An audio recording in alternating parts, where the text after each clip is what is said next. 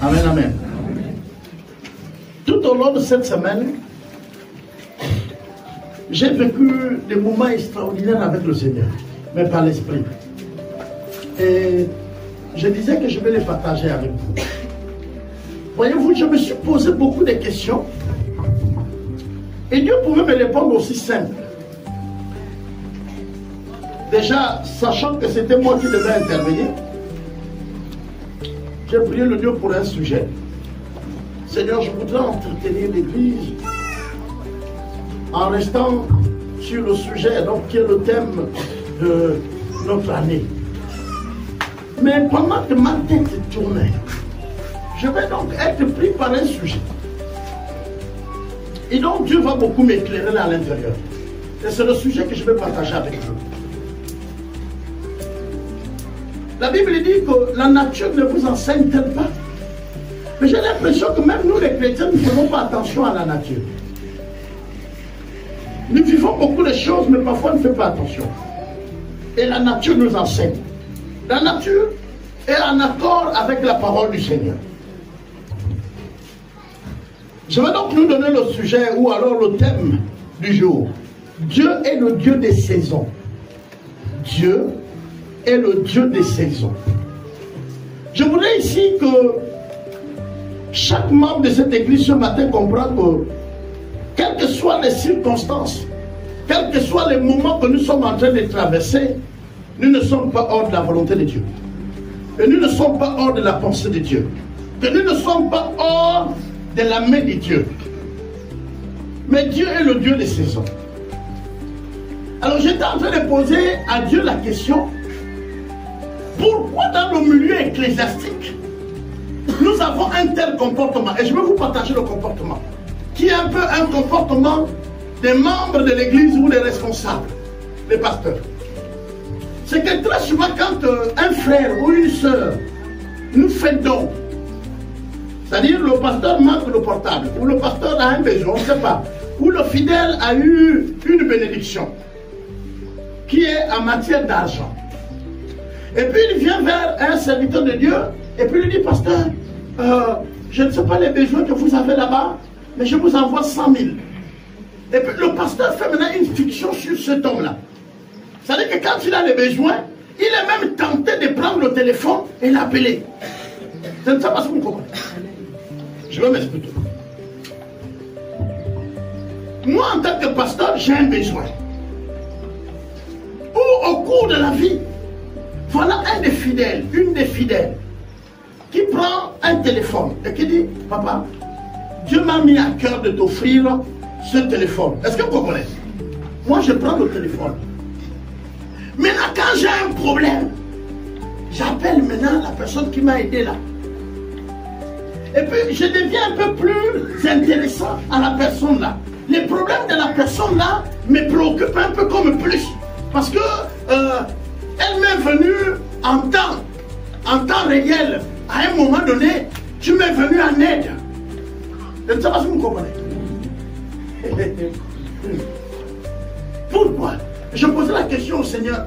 Pourquoi nous, les hommes de Dieu, nous sommes parfois attirés par ça? Le fait qu'un frère, une soeur est venu t'offrir quelque chose fait que maintenant tu es plus attentionné à la personne par rapport un peu aux autres, non? Et parfois même, on voit son portable, son numéro, qui n'existait pas parfois dans ton portable, apparaître maintenant dans ton portable. Là, tu l'enregistres avec le nom. Tu peux maintenant de temps en temps, un petit problème, tu l'appelles pourquoi? Et là, le Seigneur me répond. Et le Seigneur me dit clairement, il dit, parce que vous n'avez pas compris que je suis un Dieu des saisons. Je dis, comment Seigneur? Il dit, oui, je suis un Dieu des saisons.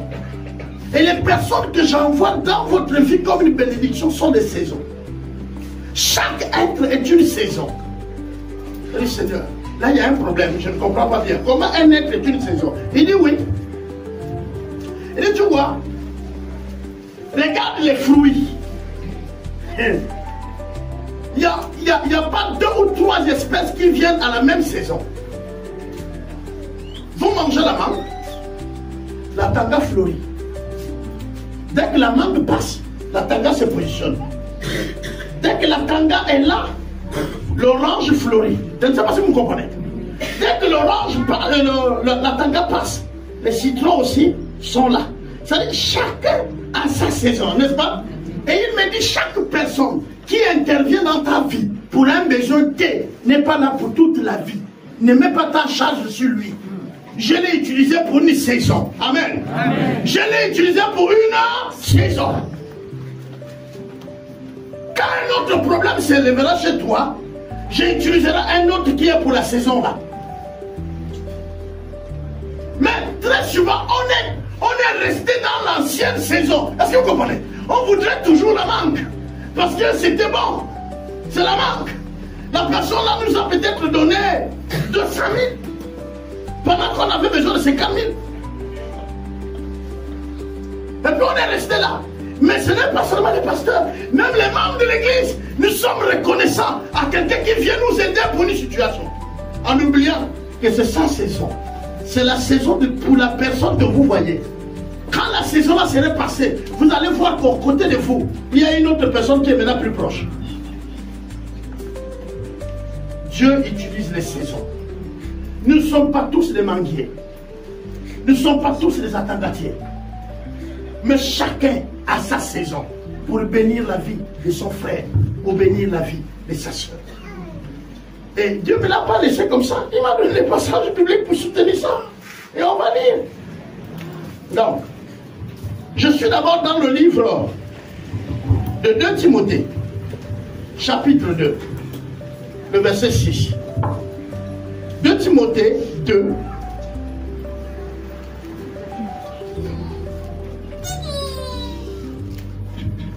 Il faut que le laboureur travaille avant de recueillir le fruit. C'est ce qui est écrit chez vous. Il faut que le laboureur travaille. Alors, très souvent dans mes églises, et que j'ai une manière de déterminer l'église qui va peut-être vous embêter. Ma manière de déterminer l'église est sans limite. Là où nous sommes à l'EDC là, nous sommes une partie de l'église, nous ne sommes pas l'église. Nous sommes une partie de l'église. Les autres congrégations aussi sont des parties de l'église. C'est l'ensemble de nous tous qui forment le corps dont Christ lui-même est la tête.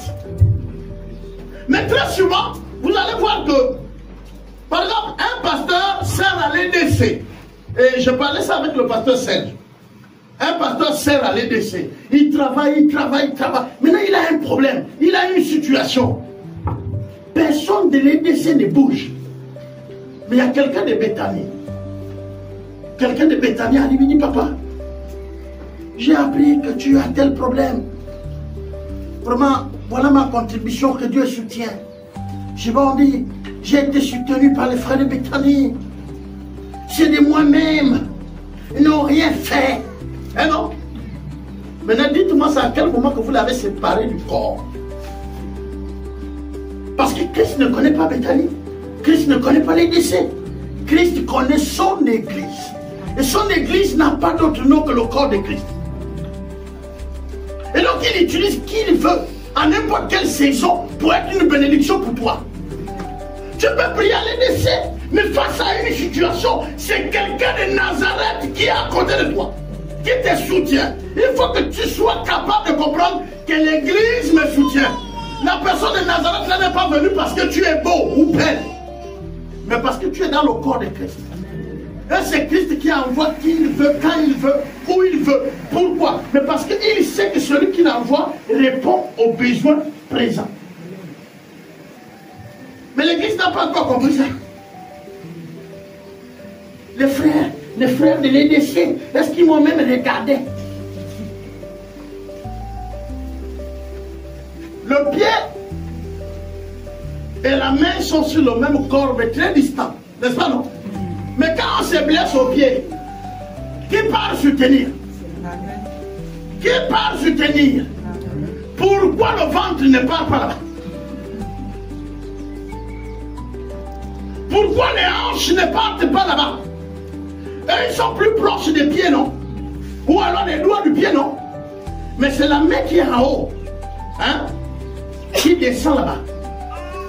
Et le cœur qui est très éloigné sent la douleur. Et pourtant, quand il sent la douleur, parfois il ne vient pas. Donc l'effet même parfois d'avoir aussi quelqu'un proche de toi qui te soutient ne veut pas dire que ceux qui ne sont pas là n'ont pas la douleur. Parfois c'est celui que tu n'as pas vu qui prie pour toi. Tu m'as vu venir à côté de toi, te soutenir avec ce qui est là. Mais il y a un qui prie pour que ton cœur ne se trouble pas, pour que ton cœur soit stable. Je ne sais pas si vous comprenez. Mais lui là, tu ne le vois pas. On ne voit pas le cœur. On ne voit pas le cœur. Dans l'église, si nous nous permettons à attaquer tout le monde, nous allons attaquer même la personne qui nous soutient. Parce que Dieu, il est un Dieu de secret. Parfois, il ne permet même pas qu'on sache qui prie beaucoup pour nous.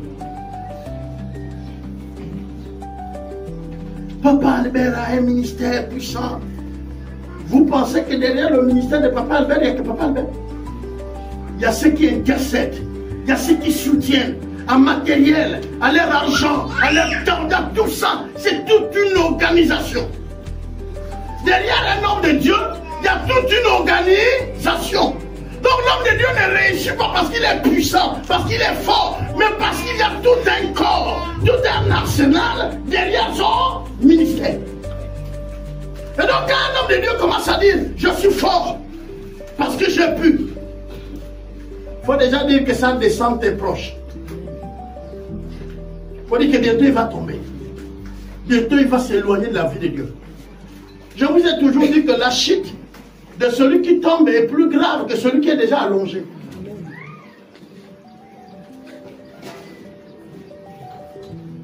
Nous voyons l'église comment? Je voudrais que les membres de l'EDC comprennent que l'église est universelle. Que l'église n'est pas limitée à la congrégation, que vous partagez la foi. Et que Dieu n'est pas obligé de te soutenir seulement avec tes frères qui sont dans la même congrégation. Non! Parfois nous sommes accablés à une situation parce que nous avons notre regard toujours vers le manguier qui nous a donné le mangue hier. Et nous tournons le dos à la tentative. Quelqu'un. Et là je vais prendre l'exemple. Je suis obligé de vous donner même les noms. Il fut un temps où c'était compliqué dans ma maison. Compliqué même pour manger. Mais Dieu a utilisé maman Marie-Louise. Il arrivait qu'elle fait le feu de manioc. Elle amène à la maison, elle donne. Mais je vous assure qu'elle ne pouvait pas imaginer que c'est le feu de manioc là et le manioc qu'elle amenait là, que nous on mangeait. C'était sa saison. Je ne sais pas si vous comprenez. Pendant cette période, Dieu n'a pas utilisé un autre endroit. Il a utilisé là. Mais je peux vous citer les noms. De ceux-là, il envoie 10 000. 20 000. Mais elle ne comprend pas qu'au moment où elle envoie, c'est sa saison. C'est sa saison. C'est-à-dire, en réalité, il vient répondre à un besoin réel. Et le leader, ou le frère en Christ qui reçoit la bénédiction, ne doit pas maintenant faire de celui qui lui a béni en ce moment le tout.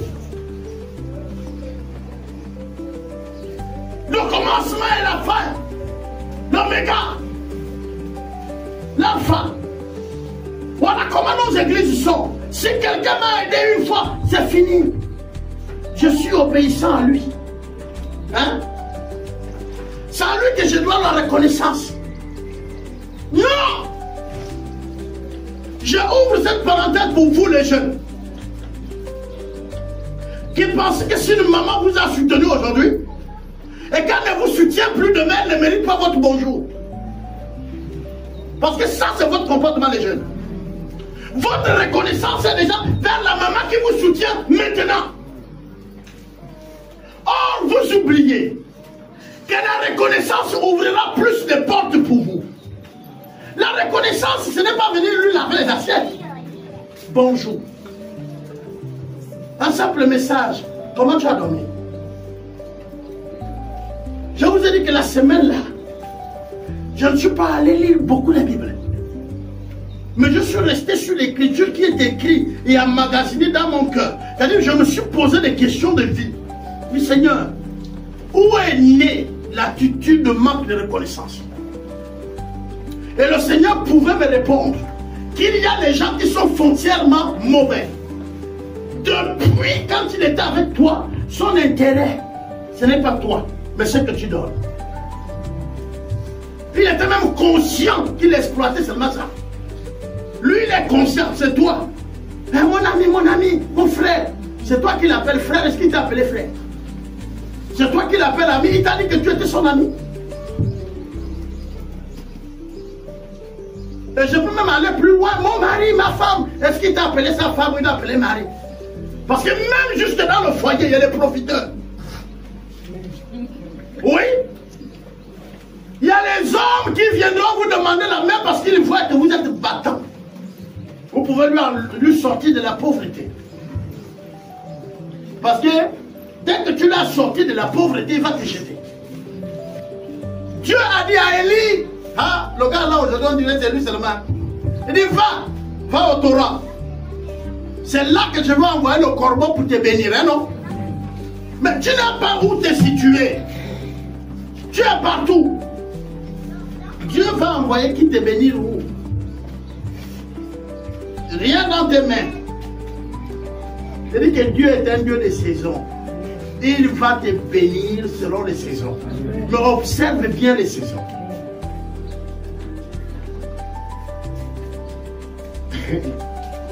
Ma femme peut me témoigner. Mais il arrive où Dieu nous gère en petit budget un mois. Chaque semaine, un 20 000. Un 20 000. Chaque semaine, un 20 000. Nous, on ne dépasse pas 20 000. 20 000.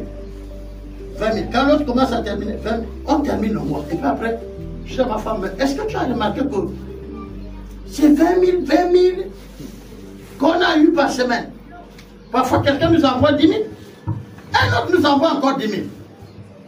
Et là, c'est fini. On va gérer la semaine comme ça. Quand on finit avec vous le culte dimanche, on arrive à la maison, un lundi, un nous envoie un 10 000, un autre nous envoie un 10 000. Là, dès que j'ai remarqué comme ça, 2 fois, j'ai dit à ma femme, ça c'est la saison de 20 000 là. Gère bien les 20 000. Et nous, on termine le mois tranquillement. Parfois, quand le Seigneur nous donne aussi beaucoup, on gaspille. Est-ce que vous savez que la plupart des salariés gaspillent leur argent? Quand l'argent monte, tes goûts, tes désirs, tes besoins aussi augmentent. Hein, non? Hier, tu t'en sortais avec 150 000. Maintenant, un bon matin comme ça, on t'ajoute 100 000. Toi aussi, tu montes pour 100 000.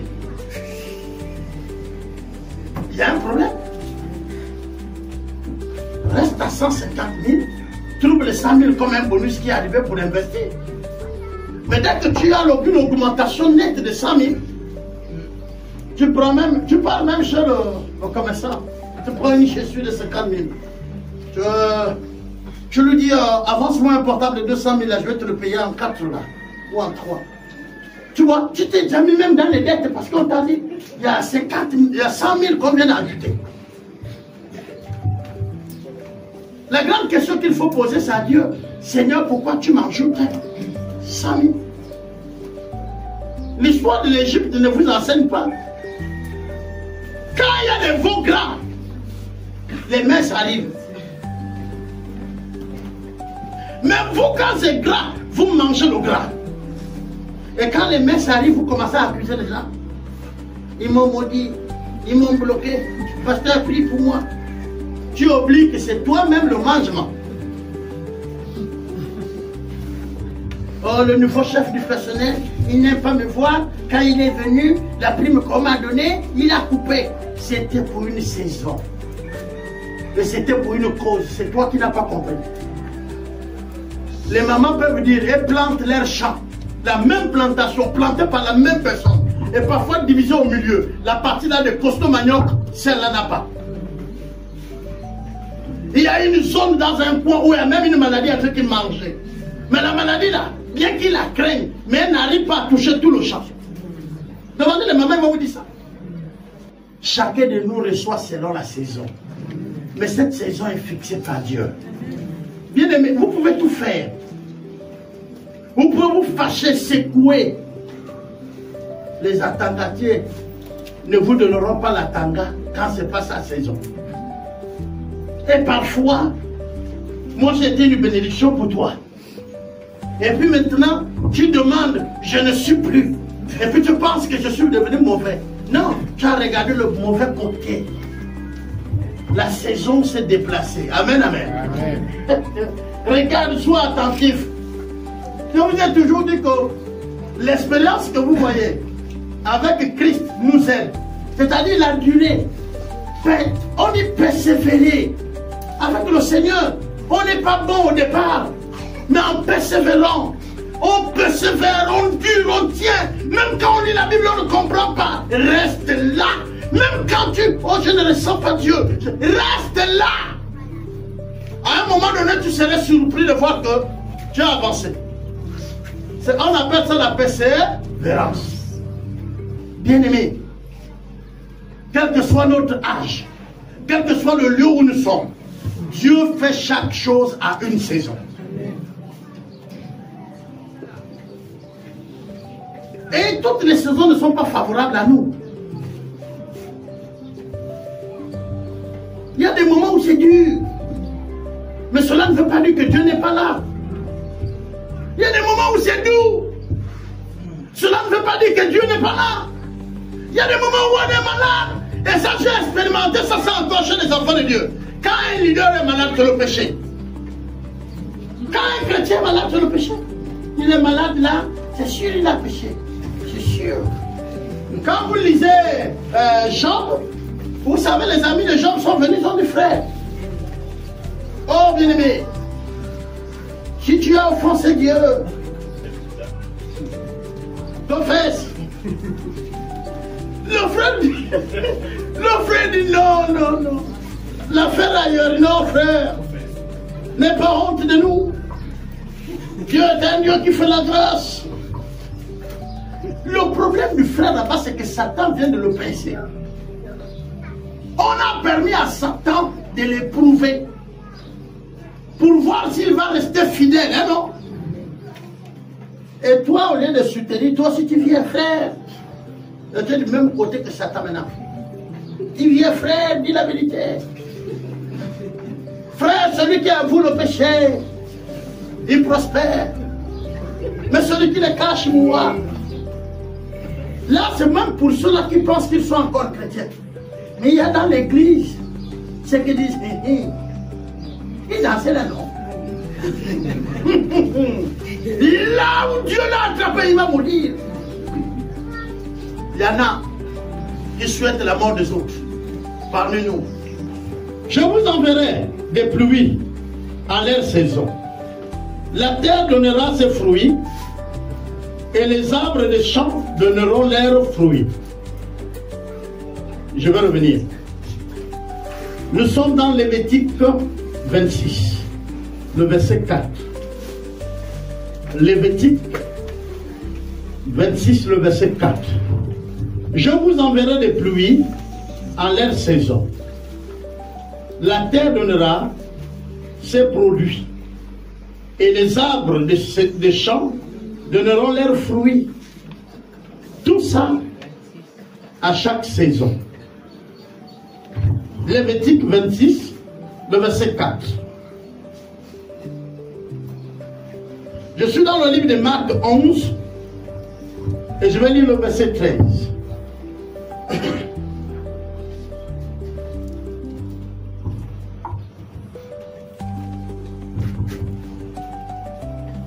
Apercevant de loin un figuier qui avait des feuillages, il alla voir s'il se trouvait quelque chose. Et s'étant approché, il ne trouva que des feuilles, car ce n'était pas la saison des figues. Amen, amen. Amen. Quand j'ai lu ce verset, parce que je vais terminer par là, c'est Jésus. Jésus voyageait avec les disciples, et puis il a vu un arbre, le figuier. Mais on peut aussi comparer ça à un manguier. Il a vu de loin comme un manguier, et les feuilles étaient très bonnes, et il pensait qu'il y avait des fruits. Ah! Jésus se trompe. Donc Jésus ne savait pas qu'il n'y avait pas de fruits. Jésus allait vers l'arbre là, pensait qu'il va trouver quelques fruits pour manger. Mais quand il est arrivé, il n'a rien trouvé sur cet arbre. Et la Bible dit parce que ce n'était pas sa saison. Qu'est-ce que Jésus voulait nous enseigner?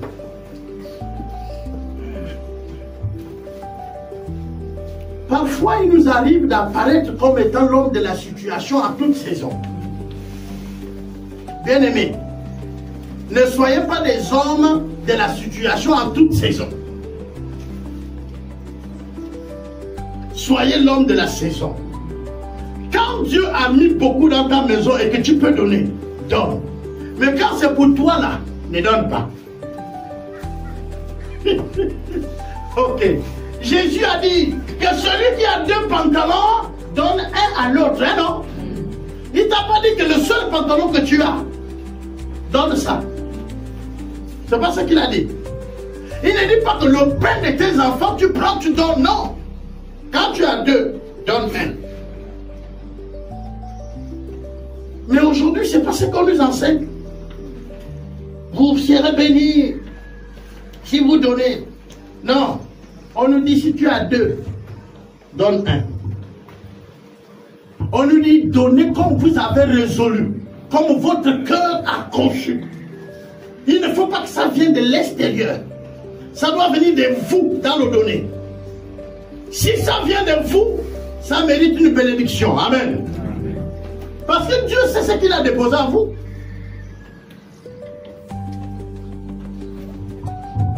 Dieu est un Dieu de saison. Et nous devons comprendre que nous ne pouvons pas agir hors de ces saisons. Nous ne pouvons agir que dans les saisons que Dieu a créées. Et dans ces saisons, il y a les favorables, il y a les non favorables. Il y a même les semi-favorables. C'est-à-dire c'est dur. Mais les autres où c'est dur, mais ça passe quand même. Et puis il y a d'autres où c'est comme s'il a ouvert les vannes du ciel pour nous. Amen, amen. Mais vous devez comprendre que c'est une saison, elle va passer. Quand il y a des moments difficiles, ne vous agitez pas. Ce moment difficile passera. Ce n'est qu'une saison. Amen, amen. Désormais, il faut qu'il y ait ça dans votre langage.